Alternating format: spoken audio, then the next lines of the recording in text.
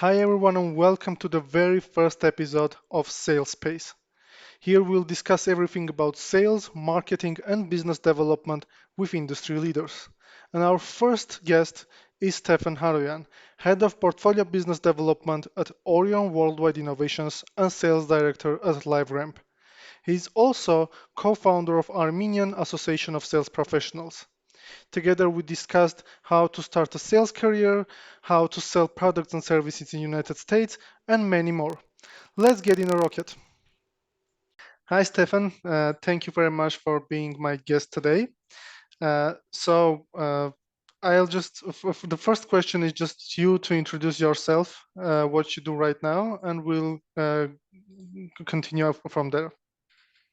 Hi, Eric. Thank you very much. It's a real pleasure to join you on the sales space and to talk about what I know you and I both care deeply about, and that's sales as a profession and what we do.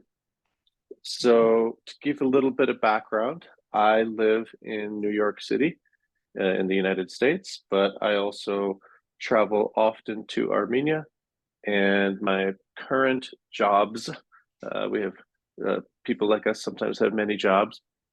I work as a sales director at LiveRamp Incorporated, which is a technology company dealing with data and data connectivity, mostly for digital marketing and advertising, as well as I am also the head of portfolio business development for Orion Worldwide Innovations out of Yerevan, Armenia.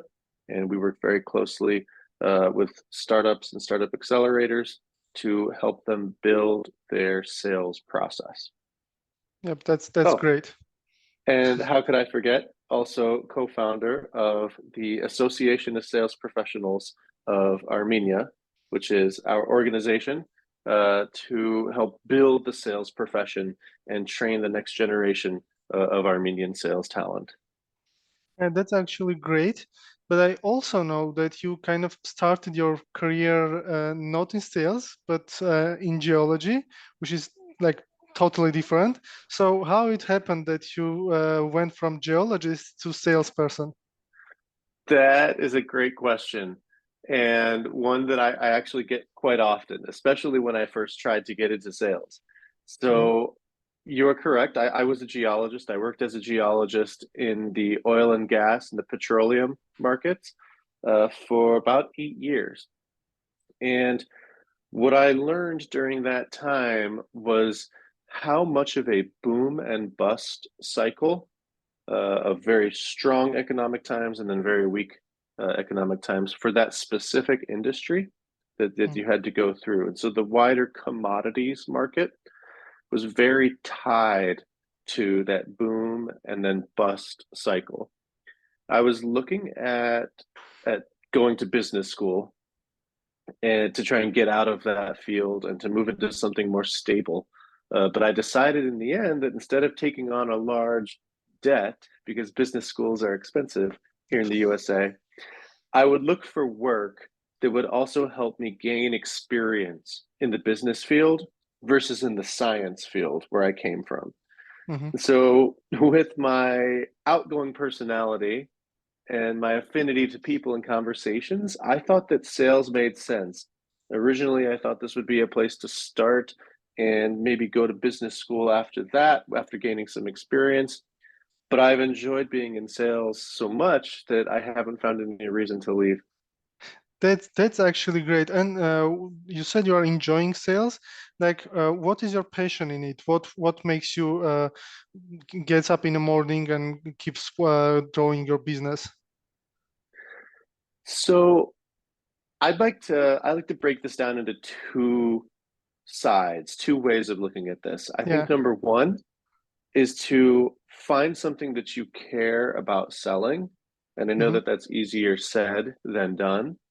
But if you can find a solution that you're passionate to help bring to the world and your clients, that will really shine through in not only how you are perceived by your clients and your prospects, but also in what you enjoy your day. Mm. And then number two is to focus on your short and also long-term goals. So if you have goals to make money, that's great. And sales is one of the few fields where the harder you work, the more success you will see, and that translates directly to more money. Yep. But if you want to grow your network, then start connecting with new people. And if you want to learn about different businesses or different fields, then you can start researching that. And Hmm. if you want to become a C-suite executive, most CEOs of large enterprise companies come from a sales background. And even further than that, if you want to found your own company, then you have to learn how to sell your products, your ideas, and most of all, your vision. Yeah. So, starting with something that you're passionate about or that you care about, and then focusing on short and long term achievable goals. Hmm. Hmm.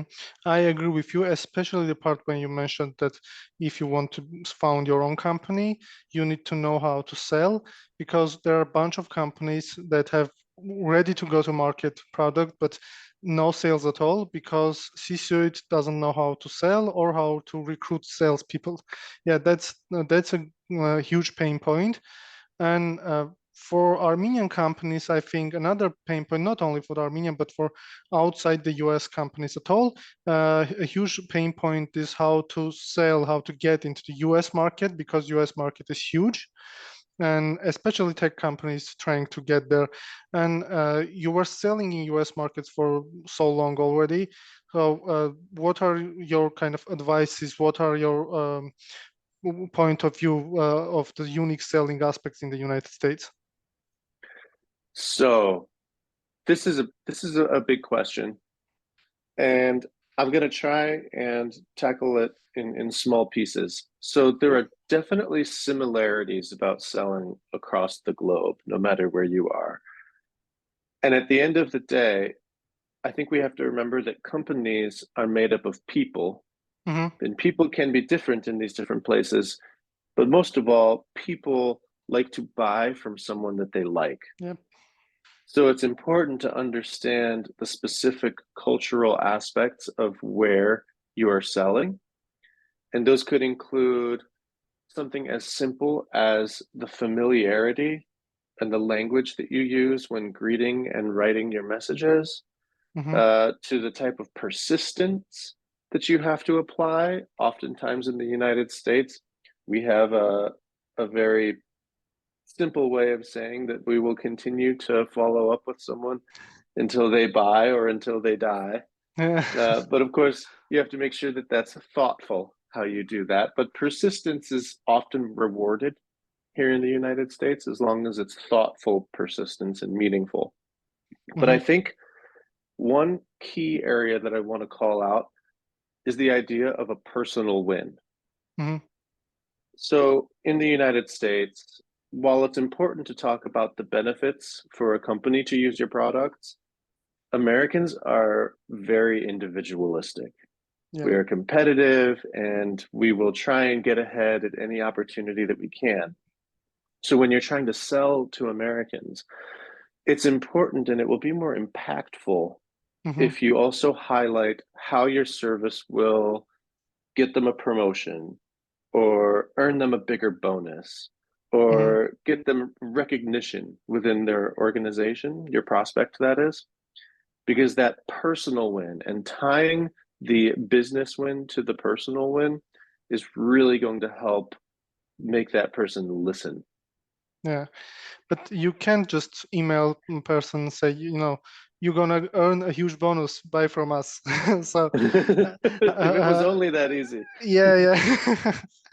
So, how do you kind of what phrases you use to make sure they understand that they are going to benefit individually? Yeah, that's a really good question. And what I like to do is I start very high and then I narrow down my focus. I will first ask a question to a prospect during a discovery call. What's the North Star goal of your company? Yeah. What is the highest goal that your company is trying to do? Mm-hmm. And then from there, how does that goal translate to the work that you're doing? And then the biggest question I think is the most important. How are you measured against that goal? Mm. And when you understand and they open up about how they are measured against that goal, then you can start to position your solution as a direct benefit to how their boss is measuring their performance. Mm. Yeah, I got it. Kind of thing that you are going to achieve your KPIs if you start using our solution, right? Exactly. Exactly. Yeah, that's actually great way of communicating your solution to some people who need that solution, who maybe they don't know that they need, but you can always show them it. Yeah, Exactly. Exactly. It's as simple as asking them how are they being measured for success by their boss. And yeah. that was something that my one of my bosses had taught me. And once I started incorporating that into the questions that I ask my prospects, they not only understood that I know what I'm talking about, but also that I care about their success. Yeah. It's not just making a sale for me. Yeah, that's it is great that UM says people can make the prospects feel that, right? That's Mm-hmm. great. And speaking about selling your solution, we're kind of always talking about technology businesses, because we both are more or less in technology field, but there are lots of companies that are non-tech. And what is your view on tech and non-tech sales? What are the differences there? I think I'm going to divide this question again and say instead of tech versus non-tech sales, I like to think of this more of selling a product Mm-hmm. versus selling a service. Yep. And this can be a very gray area, especially since your product might be SaaS, software as a service. Yeah. So there's a lot of ways that this overlaps. But when you're selling a specific piece of hardware Mm-hmm. or supplies or something you can touch, this tends to be more commodified. What I Mm-hmm. mean by that is there are lots of different options. There's a whole market of very similar products, similar Mm-hmm. pieces of equipment. Like I started selling real estate Mm-hmm. originally, but after moving to New York, I transitioned to selling corporate office supply contracts with the global brand Staples. Yeah. So if any of the viewers have ever seen the television program, either in the British version or the American version, The Office, that was very similar to what my life was like when I first moved to New York. And the when you're selling a product like paper or printers or boxes, the most important factors are price, quality, and the service you provide. Yeah. And service can also include how fast you get the products Mm-hmm. delivered. Does it arrive in 2 days, next day, same Mm-hmm. day? Can you provide it cheaper than your competitor? But then also, will it last longer than your competitors? Mm-hmm. How often will I have to replace it? Will you come and fix it? Stuff like this translates into the numbers and the metrics through which you can prove that your product is better. Mm-hmm. Now, on the Got it. contrary, when you're selling something like IT or software as a service, you're selling a process or a workflow Mm-hmm. as opposed to a tangible piece of equipment. So today, I moved from selling pens and pencils to a complex data connectivity workflow that isn't something that can truly be commodified. Yeah. And while my competitors might have a similar product, there are many more differentiators than saying this pen is blue and this pen is black. Yeah. So, in this way, you have to learn much more about your client, how they operate their business, their goals, their challenges, Hmm. and how to best solve those with your solutions. So you have to go a little bit deeper than you need paper, I have paper. Yeah, yeah, that's true. And that can be very, very difficult actually, because you need to do deep research about the company and kind of build relationships with your prospect. That's, I think, one of the most important aspects in sales, when you build long-lasting relationships. Yeah, but Absolutely. yeah, and sales itself is very, very difficult and challenging profession and industry. What would you say are the kind of biggest challenges in sales right now? Yeah, I think, and that's another big question that we'll try and take into smaller pieces. What you just started to describe there in terms of the time it takes to build relationships, it does take a long time. And oftentimes you will be feeling pressure Hmm. from the C-suite, from the CEO, from the CFO, to continue making your numbers, whether you're in a positive economic situation like we've had previously, or a more difficult Hmm. economic situation like we're experiencing now. Yeah. And oftentimes there will be could be unrealistic expectations that are set on salespeople. Not every company will do this. Often you will find wonderful companies that will work with their salespeople to make sure that their expectations and their goals are attainable and Hmm. achievable and realistic. But other times you will have companies that provide unrealistic expectations for the Yep. salesperson. And in describing some of the differences between tech versus non-tech sales, this really applies to both. It takes time to learn a Hmm. product. It takes time to build a sales pipeline, and it takes even more time to build those lasting client relationships. Hmm. So I think that that's a major challenge that we run into every day. Another challenge being the saturation Hmm. of other salespeople that may not have uh, the similar effectiveness or similar training or the similar techniques. As you know, salespeople sometimes get a bad name around the world, whether in Armenia, the US, Europe, Asia, anywhere, Africa. People hear about a salesperson and they think, "Uh-oh, like this person they're a salesperson. What are Yeah. we going to do? We have to deal with them." And so that's a challenge as well, is breaking through that type of a stereotype. Yep. Uh, and then also, I think another challenge, and this ties into the idea of a knowledge gap. Hmm. If you're working at a startup, for example, you might not have all of the tools that you need to Hmm. be efficient and successful. So you have to build that out for yourself, and you have to figure out which tools are going to be the most efficient, the most effective. Yeah. And at the end of the day, sales is a repeatable process, Hmm. and there is a science to it. So the knowledge gap of understanding how to work that repeatable process Hmm. is oftentimes what leads to that saturation of lower quality salespeople. Yep.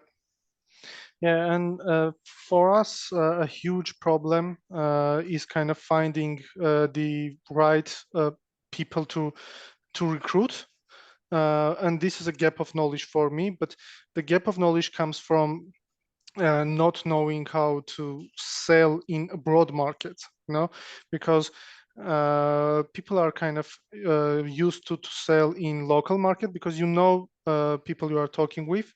But when you are selling to the US or to, I don't know, Europe, from Armenia, this is very difficult, and this is a huge challenge for me. But I agree with you about the challenges you mentioned, and I want to go deep about the second point, which was the stereotype that salespeople are kind of bad guys. because we face it every day. People think that you are kind of trying to cheat to sell something. But this stereotype, I believe, comes from like mid 60s or 70s from these car selling guys in US or house selling guys. Yeah, but everything changes now, and we're trying to sell, and I believe you at LiveRamp as well, trying to sell more kind of humanized way, which is, I think, a great point of view on sales. You need to be humanized and build kind of relationship. Absolutely. I agree with you 100%. And one of the key points that I tell people that I'm training, that I'm mentoring, and that I've also learned from the my mentors and my bosses is to be a human and to be yourself. Hmm. And while sales is a science and we can come up with these repeatable processes that will help get you to the achievement of your goals, Yeah, you have to make sure that that goal is a win-win for all of the different sides. And exactly. and that goes back to the ideas of the personal win, the business win, and making sure that you are you are showing your personality. Hmm. So I always tell people to, when they're writing their email copies or when they're making cold calls, or especially when you're on a call with the prospect or the client, whether it's a discovery call or a solutions call, really truly be yourself Yep.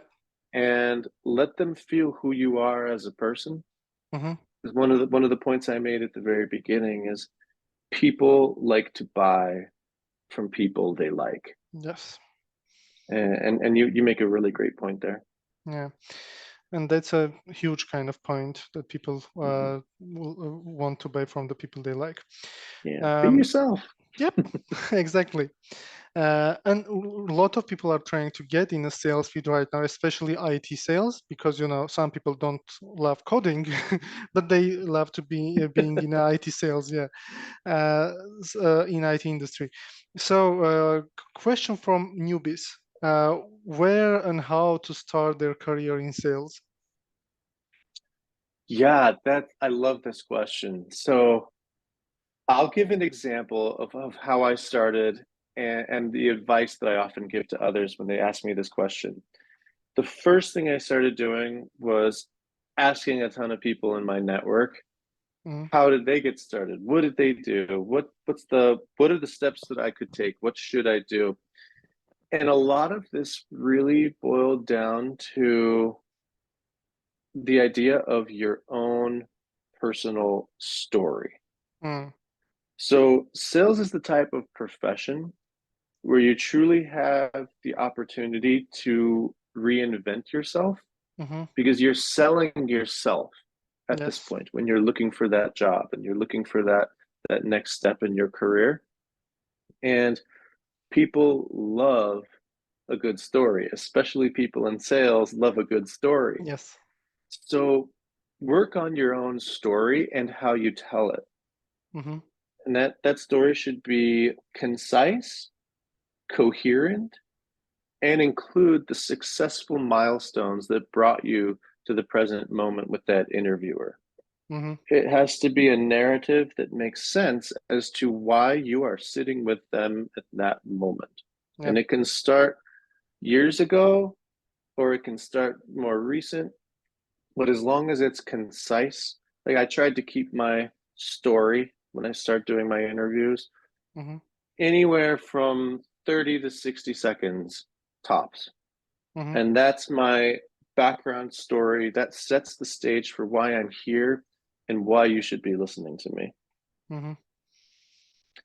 The other aspect, of course, is something that we all need in sales is persistence. Yes. So the same way you have to be persistent in your when you're selling to your clients and your prospects, persistent with how you follow up. Mm-hmm. You have to be persistent in your search for a job and how you follow up with the people who are interviewing you. If Yeah. you haven't heard from them, send them a note. excuse me, if they haven't responded to you in a while, send them another note and Yes. make sure that they see how hungry you are for Mm-hmm. that role and that you are persistent in the way that you follow up. Yep. And I think the last piece that I'll touch on for the new people is to study sales methodology. Mm-hmm. There are a lot of different examples of different types of selling Yeah. processes, and you can find the one that works best for you. There's a ton of literature out there. There's a Mm-hmm. ton of books. There's a ton of videos. Uh, there's a lot of information that you can find that you can start studying to learn sales process and sales methodology. And I would say, don't wait for a company to train you. Mm-hmm. Invest the time in training yourself. Yeah, that's greatest point. I would say that that will be like the largest takeaway that people will understand from this talk, because you don't, as you said, like literally everything is correct. You don't need to wait for anyone to train you. You need to invest in yourself, and especially when this investment is not in a form of money. Usually, this investment is in a form of time that you are putting to learn more and get your career rocking. Exactly, exactly. Okay, so I'm done with the questions, Stefan. Thank you very much. It was really nice and talking to you. And we'll, I hope that this content will help and people to get in a sales field, and for the management people to start selling better and start getting in the new markets, etc. Thank you very much again for your time, and we'll talk to you soon again. Okay, well, thank you very much, Eric. It really was a pleasure chatting with you today. And I definitely look forward to doing this again soon.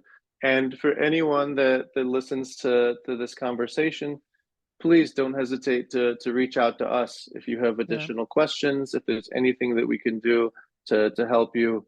Uh, my network is your network. So please, we are here. yeah. Thank you very much. Thank you.